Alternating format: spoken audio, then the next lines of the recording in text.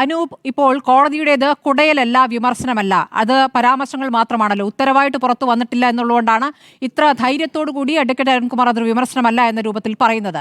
കോടതി പിന്നെ എന്തിനാ ഇന്ന് ഇത് പരിഗണിക്കണം? അല്ല, ഈ കുഴപ്പങ്ങൾ സംഭവിച്ചിട്ടുണ്ട് എന്ന് ദേവസ്വം ബോർഡിൻ്റെ പ്രസിഡന്റ് തന്നെ സമ്മതിച്ചാലും അരുൺകുമാർ അത് സമ്മതിക്കില്ല. അദ്ദേഹം അത് സമ്മതിച്ച് തരാനും പോകുന്നില്ല. അപ്പോൾ അദ്ദേഹം അത് സമ്മതിച്ചു തരുമെന്ന് നമ്മൾ പ്രതീക്ഷിക്കുന്നത് ശരിയല്ല. പക്ഷേ യാഥാർത്ഥ്യം എന്താണ് എന്ന് എല്ലാവർക്കും അറിയാം. ഇവിടെ സംഭവിച്ചുകൊണ്ടിരിക്കുന്ന കാര്യങ്ങൾ വളരെ വ്യക്തമാണെന്നേ. ഇപ്പോൾ 10-15 മണിക്കൂർ ആളുകൾ ക്യൂ നിൽക്കുകയാണ്. അവർക്കുള്ള അടിസ്ഥാന സൗകര്യങ്ങൾ പോലും ഇല്ല. ഈ പറയുന്ന പ്രാഥമികമായ സൗകര്യങ്ങൾ ചെയ്യാൻ കുട്ടികൾക്ക്, സ്ത്രീകൾക്ക് ഉൾപ്പെടെയുള്ള സൗകര്യങ്ങളില്ല. ഇവിടെ ഇവർ ആഗോള അയ്യപ്പ സംഗമം നടത്തിയത് എന്ന് പറഞ്ഞാൽ അടിസ്ഥാന സൗകര്യങ്ങളുടെ വികസനം. ഞങ്ങളിത് ശബരിമലയെ ആകമാനം വികസിപ്പിക്കാൻ പോകുന്നു. സത്യത്തിൽ ഇത് ആരുടെ വികസനമാണ് ലക്ഷ്യം വെച്ചത്? ശബരിമലയുടെ അടിസ്ഥാന സൗകര്യ വികസനമല്ല, മറ്റു പല ആളുകളുടെ അടിസ്ഥാന സൗകര്യ വികസനമാണെന്നേ. ആ അയ്യപ്പ സംഗമത്തിൽ ഇവർ വിളിച്ച പ്രത്യേക അതിഥികളായി വന്നിട്ടുള്ള ആളുകളാരാ? ശതകോടീശ്വരന്മാരാ. ഈ ശതകോടീശ്വരന്മാരുടെ ഇൻഫ്രാസ്ട്രക്ചറൽ ഡെവലപ്മെന്റ്, അടിസ്ഥാന സൗകര്യ വികസനത്തിനാണെന്നേ ഇവർ മുൻതൂക്കം കൊടുക്കുന്നത്. അത് ഈ ആഗോള അയ്യപ്പ സംഘവുമായി ബന്ധപ്പെട്ടുണ്ടായ ഒരു പ്രധാനപ്പെട്ട സംഭവ വികാസം ഡെവലപ്മെന്റ് എന്ന് പറയുന്നത് എന്താ? നമുക്കൊരു പുതിയ പദം കിട്ടി, ഭക്തപ്രമുഖർ. ഈ പിണറായി വിജയന്റെ ജനസമ്പർക്ക യാത്രയുമായി ബന്ധപ്പെട്ടിട്ടാണല്ലോ പൗരപ്രമുഖൻ ഉണ്ടായത്. അതുവരെ പൗരനെ ഉണ്ടായിരുന്നുള്ളൂ. കുറച്ച് ആളുകളെ തെരഞ്ഞുപിടിച്ച എല്ലാ സ്ഥലത്തും പൗരപ്രമുഖരെ പിണറായി വിജയൻ സന്ദർശിക്കുന്നത് പോലെ ശബരിമല ഭക്തരിൽ നിന്ന് കുറച്ച് ആളുകളെ വേർതിരിച്ച് ഭക്തപ്രമുഖർ എന്ന് പറഞ്ഞ് കൊണ്ടുവന്ന് അവരുമായി ചർച്ച നടക്കുന്നു, അവർക്ക് പ്രത്യേക പരിഗണനകൾ നടത്തുന്നു, അവരുമായി ഡീലുകൾ ഉണ്ടാക്കാനുള്ള ഒരു അവസരമായി ഇതിന് ഉപയോഗിക്കുന്നു എന്നാണ്.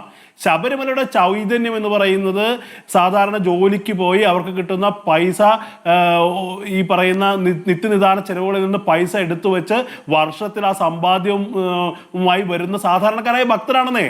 അല്ലാതെ അവിടെ ഏതെങ്കിലും സമ്പന്നന് എന്തെങ്കിലും പ്രത്യേകതയുണ്ട് എന്ന് ശബരിമല അയ്യപ്പൻ പറയുന്നുണ്ടോ?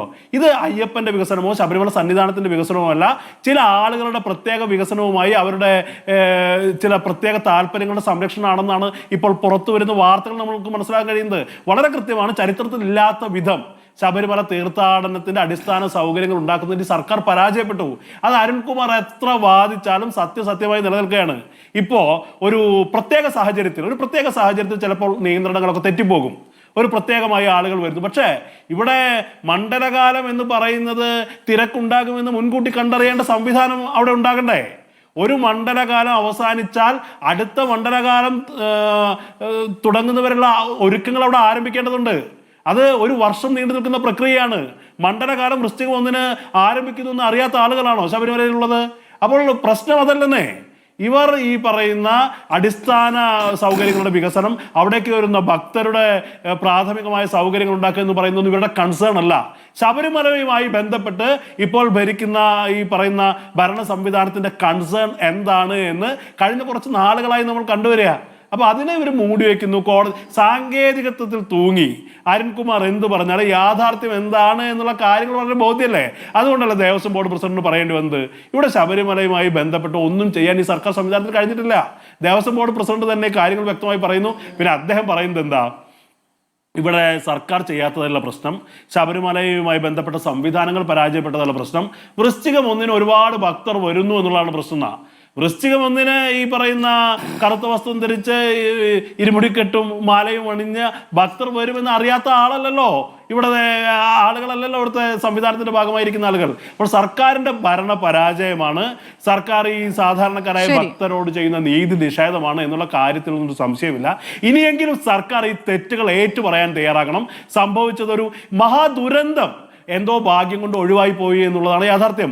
ഇത്ര വലിയൊരു ക്രൗഡ് അവിടെ കയറി വരുന്നു, അവരെ നിയന്ത്രിക്കാനുള്ള ഒരു സൗകര്യവുമില്ല.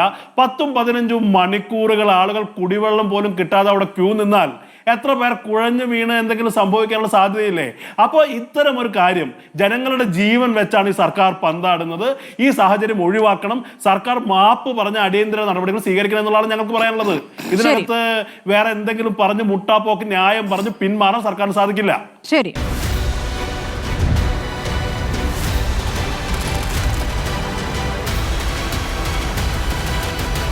Debate with Smriti Parithikar.